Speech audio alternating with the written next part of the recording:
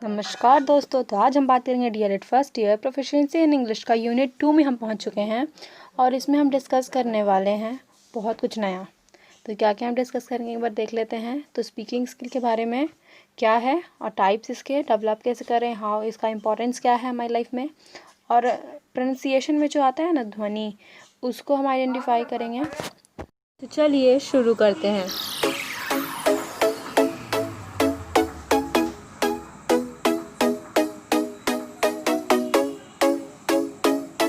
तो सबसे पहले हम जानते हैं कि क्या है स्पीकिंग का मीनिंग, कैसे हम इसे डिफ़ाइन करेंगे।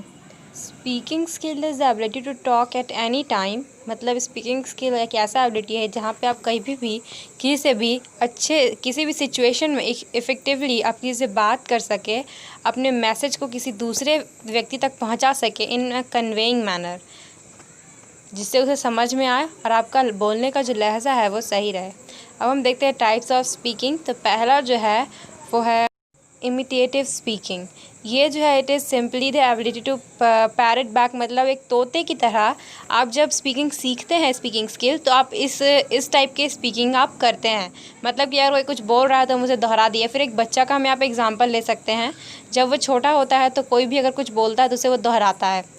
या फिर आप जब लाउडली कोई चीज़ रीड करते हैं तो वो भी इसी का एग्जांपल आता है। अब है इंटेंसिव स्पीकिंग। ये एक हाई लेवल का स्पीकिंग स्किल है। देखिए, जब आप कोई भी चीज़ को अगर किसी दूसरे तक पहुंचाना है, उससे आप बहुत ही शॉर्ट वर्ड में और बहुत ही मतलब एडवांस इंग्लिश जिसको कहते हैं उस लैंग्वेज में अगर आप किसी को दूसरे तक अपनी बात पहुंचाते हैं तो वो हो जाता है इंटेंसिव स्पीकिंग। मैं कुछ एग्जाम्पल आपको बताती हूँ। मान लीजिए जैसे क्लास में अगर कोई पैराग्राफ पढ़ा रहा है और उससे बीच में अगर किसी ने क्वेश्चन किया और किसी ने उसका इमीडिएटली एकदम आंसर दे दिया बहुत ही शॉर्ट वर्ड में, बहुत ही शॉर्ट पीरियड में, तो वो इसमें आ जाता है। अब हम देखते हैं इंटरैक्टिव स्पीकिंग।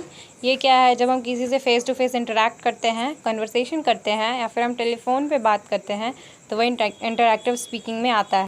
जैसा कि इसके वर्ड से ही क्लियर है, इंटरैक्ट करना इंटरैक्टिव स्पीकिंग है। ठीक है, इसमें जो है लगातार जो है लिसनिंग और स्पीकिंग जो है वह कंटिन्यूसली होते रहता है। अब हम देखते हैं एक्सटेंसिव स्पीकिंग। ये बिल्कुल ही उल्टा है इंटेंसिव स्पीकिंग के। जैसा कि हमने देखा था इंटेंसिव स्पीकिंग में आपको शॉर्ट में आंसर देना रहता है, एडवांस इंग्लिश हो जाता है, लेकिन इसमें जो है वो कॉमन जो कम्युनिकेशन होता है उसमें यूज़ होता है।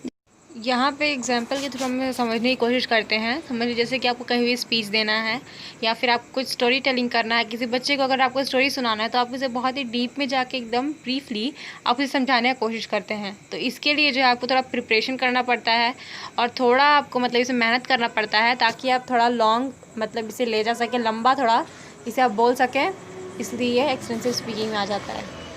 अब हम देखते हैं how to develop speaking skill. हम कैसे इसे डेवलप करें। तो आप जो है वो पहले तो अपना लिसनिंग अच्छा करिए और आप जो है उसमें रीडिंग अलाउड आप बहुत ही तेज़ से पढ़िए। ठीक है, फिर learn new words every day. जैसा कि मैंने आपको ये पहले ही बोल चुका है कि आप लर्न करिए हर दिन नया वर्ड और listen to the other before speaking. अब प्रॉपरली कोई कुछ बोले तो पहले आप अच्छे से सुनिए, उसके बाद कुछ आप बोलने की कोशिश करिए। ठीक, practice with movies and music. ये बहुत ही इजी तरीका है कि आप मूवीज़ के थ्रू सीखिए, उसके डायलॉग्स के थ्रू सीखिए, या फिर आप कोई छोटा सा क्लिप ही देख लीजिए। हिंदी इंग्लिश जो मिक्स रहता है, जैसे कि हम यूट्यूब पे कॉमेडी शोज़ वगैरह देखते हैं, उसमें बहुत सारे आपको वर्ड जो है वो हर रोज़ नया सीखने को मिलता है और आप एक बार में वर्ड जो है वो सीख जाते हैं। ठीक है, कॉन्वर्सेशन कीजिए अपने फ्रेंड के साथ, फैमिली मेम्बर्स के साथ। यूज़ टेक्नोलॉजी, आप मोबाइल का यूज़ करिए और बोलिए। आप जितना बोल सकते हैं, जो लैंग्वेज आप सीखना चाहते हैं उसे आप बोलिए और बी कॉन्फिडेंटली उसे बोलिए। ठीक है, आप गलत बोल रहे हैं सही बोल रहे हैं उसका ध्यान मत दीजिए। अब हम देखते हैं कि इम्पॉर्टेंस ऑफ स्पीकिंग स्किल, क्या ज़रूरत है इसका। तो आप जैसा कि जानते हैं कि एजुकेटर के हैसियत से बहुत ही ज़रूरी है स्पीकिंग स्किल। एक अच्छा जो है वक्ता जो है वो एक अच्छा शिक्षक भी होता है। आपकी जॉब अपॉर्चुनिटीज़ बढ़ाता है। आप जो रिलेट कर पाएंगे पीपल्स, अच्छे से आप लोगों से रिलेट कर पाएंगे और आपका जो लैंग्वेज है, कोई भी लैंग्वेज में इम्प्रूव करेगा और आप कहीं भी ट्रिप में आपको ये हेल्प करता है। आपका लाइफ क्वालिटी जो वो बढ़ाता है। Speaking skill is also important for teacher because a good speaker is also a good educator. जैसे कि मैंने आपको पहले ही बताया, एक अच्छा शिक्षक होने के लिए आपको एक अच्छा वक्ता होना ज़रूरी है। और ये आपको इन्हेंस करता है कॉन्फिडेंस लेवल, आपका कॉन्फिडेंस लेवल जो है वो भी बढ़ाता है। इससे आपका कैरियर इन्हेंसमेंट होगा, आपका कैरियर में बहुत अपॉर्चुनिटी बढ़ जाएगा, also for studies and also for jobs. Improve quality of life, easy to making friend, attract people and help in trip. आपको ट्रिप्स में मदद करेगा, अगर आप वर्ल्ड वाइड घूमना चाहते हैं तो भी आपको इसमें बहुत ज़्यादा मदद करने वाला है। और जैसा कि मैंने आपको पहले बताया, इंक्रीज़ जॉब अपॉर्चुनिटीज़।